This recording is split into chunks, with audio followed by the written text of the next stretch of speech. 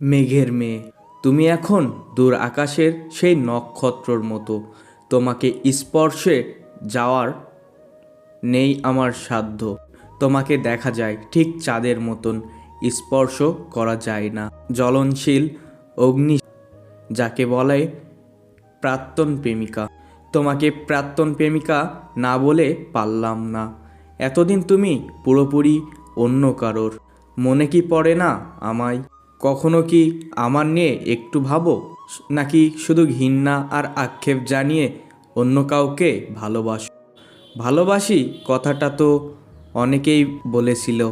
তুমি ভালোবাসলে কি আমার ছেড়ে যাওয়া যায়? একটা উত্তর জানতে চাই মায়াবতী।